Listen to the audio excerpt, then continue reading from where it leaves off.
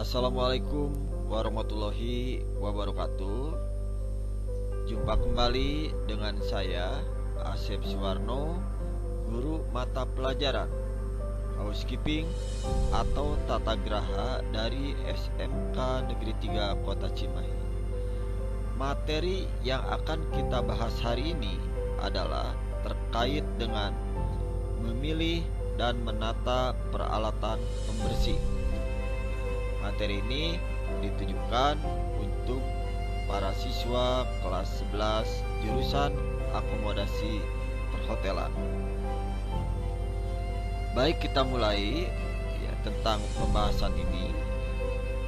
Sebagaimana diketahui bersama, pada dasarnya hasil yang maksimal dari kegiatan pembersihan tentunya sangat bergantung pada banyak faktor, seperti keterampilan petugas, tersedianya alat pendukung kerja, dan terjaminnya alat pendukung tersebut dapat berfungsi dengan baik. Untuk mendapatkan hasil kerja yang maksimal dalam membersihkan area hotel, khususnya dalam kegiatan public area, tentunya diperlukan petugas yang terampil dan tersedianya peralatan pendukung. Lalu peralatan pembersih. Apa itu peralatan pembersih? Peralatan pembersih adalah alat pembersih yang digunakan untuk membantu proses pembersihan sebuah objek secara efektif dan efisien.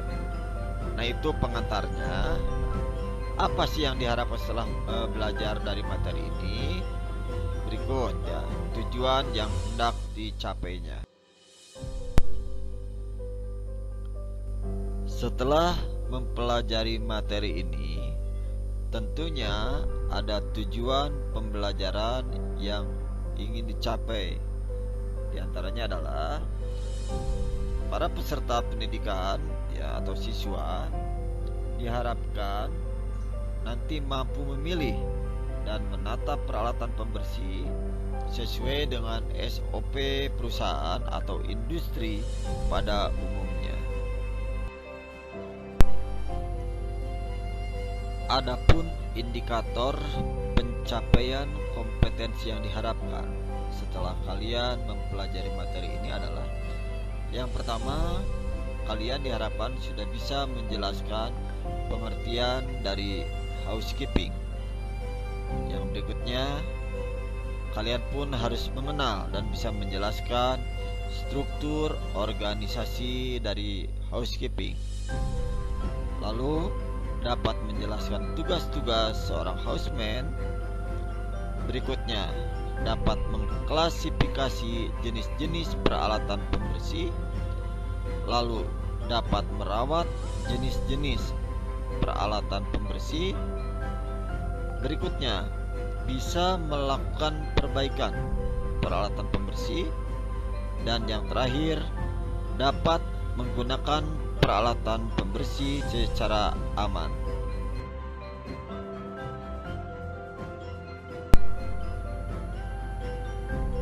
Baik, kita kembali mengingat ke pertemuan terdahulu tentang pengertian housekeeping atau tata graha.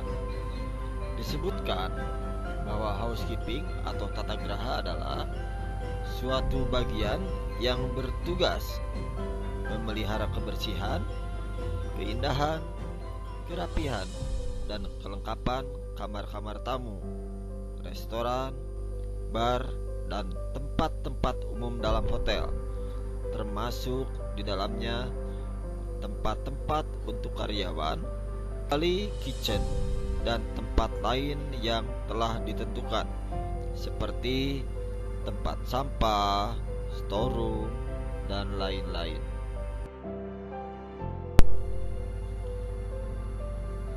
Berikutnya adalah bagian dalam housekeeping yang harus kita ketahui adalah meliputi: yang pertama, ada yang disebut dengan room section atau floor section.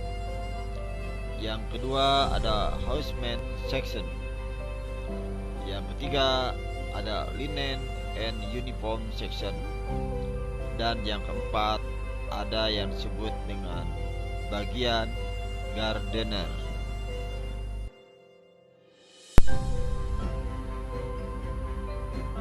Berikutnya, untuk struktur organisasinya atau struktur organisasi housekeeping dipimpin oleh chief houseman yang membawahi atau mempunyai staf yang disebut dengan houseman supervisor.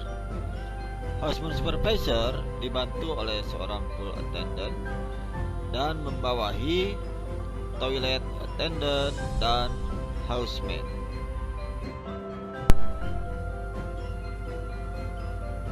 Adapun tugas seorang houseman adalah memelihara keindahan, kerapian, kebersihan, kelengkapan, kenyamanan dan keasrian fasilitas umum yang berada di hotel, yang dikoordinir oleh seorang houseman supervisor.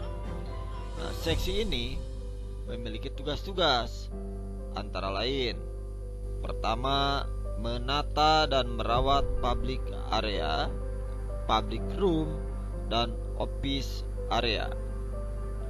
Yang kedua, melaporkan kerusakan barang-barang inventaris pada atasan.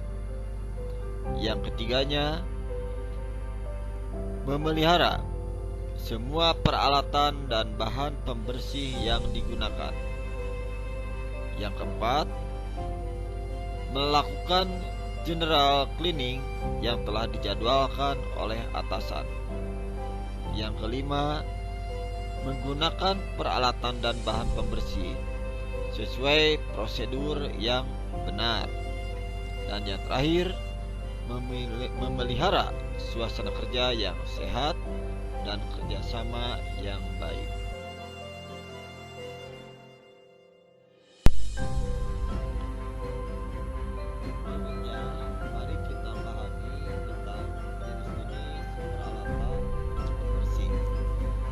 Jenis peralatan pembersih dibagi menjadi yang pertama kelompok broom and brush, yang kedua kelompok kontainer, yang ketiga kelompok linen, berikutnya kelompok mesin, lalu kelompok protective and supporting, dan yang terakhir kelompok other. Pertama, kelompok broom and brush. Apa itu kelompok broom and brush? Kelompok broom and brush adalah alat pembersih yang digunakan untuk menghilangkan kotoran dengan ukuran besar, sedang, atau berupa partikel debu yang sangat kecil. Nah, alat ini juga dapat digunakan untuk di atas permukaan benda seperti tembok, lantai, dan karpet. Dengan kata lain, kelompok broom and brush ini adalah kelompok yang termasuk ke dalam sapu dan sikat. Berikutnya adalah kelompok peralatan penampung atau kontainer. Kelompok ini adalah kelompok alat ya untuk menampung alat pembersih, cairan pembersih, dan kotoran atau debu yang dikumpulkan dari hasil penggunaan sapu dan sikat. Contoh-contohnya adalah misalkan ada kereta peralatan pembersih, area umum atau public area troli, lalu caddy atau alat untuk membawa bahan pembersih, lalu ada bucket atau ember, lalu gun sprayer atau penyemprot cairan pembersih, lalu ada double bucket, ini ember pel ganda. Berikutnya ada linen hamper atau kereta linen. Terus ada dustpan. Dustpan itu adalah alat yang digunakan untuk menampung sampah. atau kotoran sementara. Berikutnya tempat sampah, ya, kontainer bin. Lalu water scoop atau gayung air. Berikutnya yang termasuk pada kelompok linen, ya, atau kelompok lap. Ya. Di sini ada yang disebut dengan lap debu atau dusting cloth, ada lap katun atau cotton cloth, ya, ada lap kaca, glass cloth, lalu ada kain pel atau mop, ya. Lalu ada kain pembersih debu lantai atau kita sering menyebut dengan istilah lobby duster. Berikutnya kelompok mesin, ya, atau kadang kita menyebut dengan alat pembersih mekanik atau mechanical equipment. Alat pembersih mekanik ini adalah alat pembersih yang digunakan dalam pengoperasiannya menggunakan tenaga mesin, ya, dengan memanfaatkan energi listrik biasanya. Misalnya mesin penyedot debu atau vacuum cleaner, ya. Lalu mesin penyemir lantai, ya, polishing mesin. Lalu ada mesin pembersih lantai, tur mesin. Lalu ada mesin sampo karpet atau shampooing karpet mesin. Lalu ada juga yang disebut dengan mesin penyikat lantai atau scrubbing mesin. Lalu ada juga mesin pembersih beruap, ya, atau sering disebut dengan istilah steam mesin. Berikutnya adalah yang termasuk ke dalam kelompok protektif dan supporting, atau istilahnya peralatan pelindung kerja. Peralatan pelindung kerja ini merupakan alat yang digunakan untuk melindungi, ya, housekeeper dari kecelakaan kerja seperti terkena bahan kimia atau chemical, jatuh dari ketinggian, tergelincir dari lantai yang basah, dan sebagainya. Apa saja contohnya? Misalkan glove atau sarung tangan, ya. Lalu masker, sepatu, ya. Lalu tanda lantai atau floor sign or floor caution, ya. Atau baju atau jaket pelindung atau protective jaket, gitu, ya. Nah, lalu yang termasuk pada peralatan pendukung, ya, ini adalah peralatan yang berfungsi sebagai pendukung atau pelengkap saat membersihkan peralatan yang ada di hotel. Apa contohnya? Pertama, ada alat pengikis kotoran atau orang sering menyebut dengan window scraper. Lalu ada tangga atau ladder, ya. Lalu ada water wiper yang fungsinya untuk mengeringkan atau menarik air yang menggenang di permukaan lantai. Nah, yang terakhir adalah kelompok other atau lain-lain. Nah, itu yang termasuk jenis-jenis peralatan pembersih. Setelah kita tadi memahami tentang dari jenis-jenis peralatan pembersih, sekarang mari kita pahami bagaimana sih perawatan untuk peralatan pembersih. Mengapa perlu ada perawatan?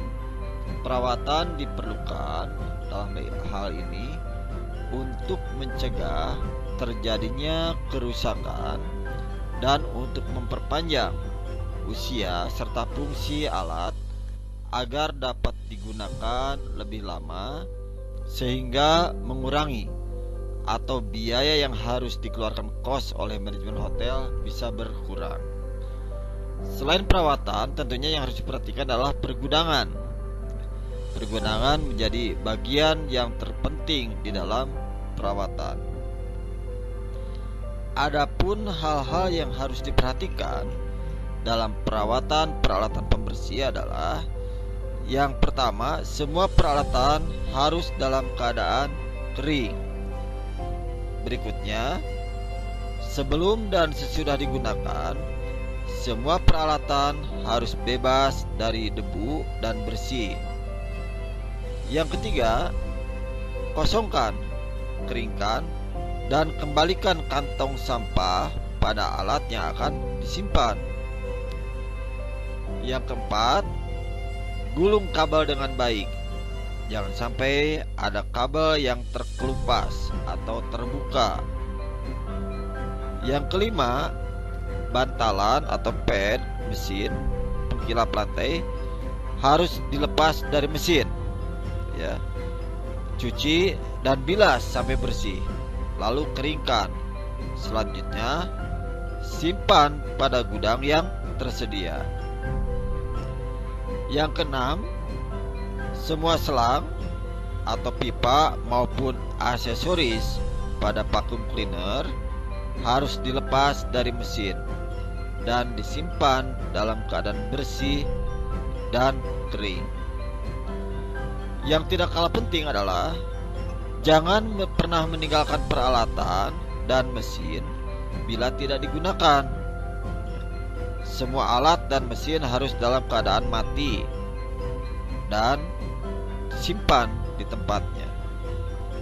Berikutnya, jangan menyimpan alat menyandar pada dinding atau pintu. Lalu, laporkan pada supervisor jika ada kerusakan, walaupun kerusakan itu kecil. Hal ini untuk mencegah kerusakan yang lebih besar. Selanjutnya adalah semua jenis barang yang ada di gudang harus kembali dalam keadaan bersih dan kering. Dan jangan lupa menyimpan alat-alat pada tempat semula.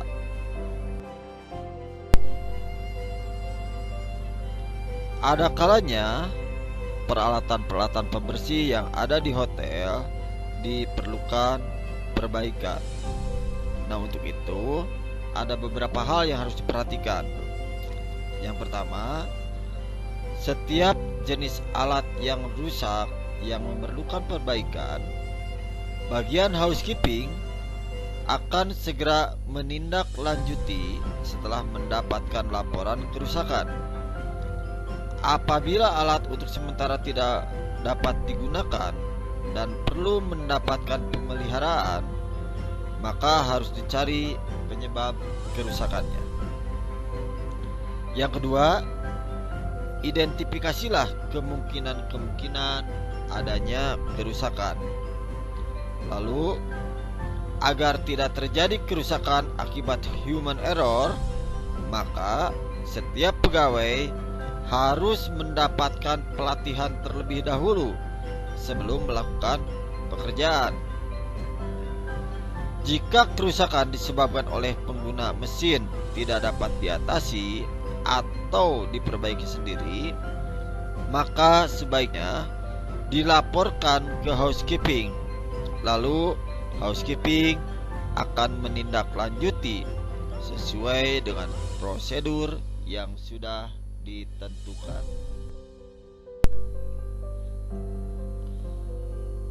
Berikutnya, bagaimana menggunakan peralatan yang aman?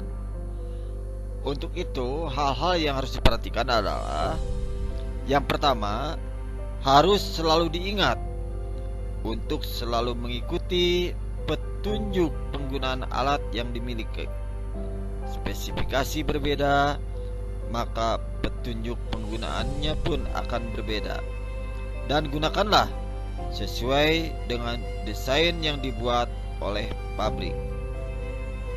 Yang kedua, ketika bekerja di area umum, pastikan kabel dalam posisi yang aman bagi staf lain dan tamu tentunya, agar tidak terjadi kecelakaan.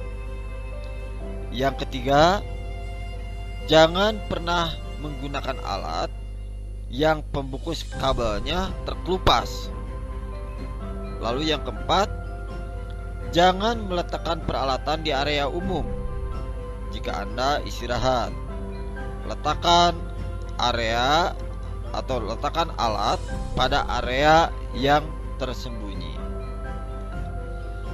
Berikutnya yang kelima adalah jangan mencabut kabel dalam keadaan tangan basah. Lalu hati-hati jika bekerja di dalam area yang basah. Pada saat kita bekerja di daerah umum, buatlah tanda peringatan atau wait caution agar tidak mencelakakan orang lain maupun diri Anda sendiri. Berikutnya, matikan mesin jika terjadi kepulan asap atau percikan api pada alat tersebut. Lalu, bila kita menggunakan bahan pembersih, penempatannya harus benar dan tepat untuk menghindari kecelakaan atau kerusakan mesin.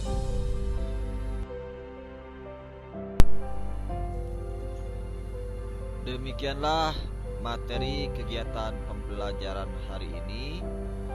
Mudah-mudahan ada guna dan manfaatnya.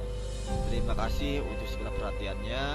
Mohon maaf untuk segala kekurangannya. Billahi taufik wal hidayah. Wassalamualaikum warahmatullahi wabarakatuh.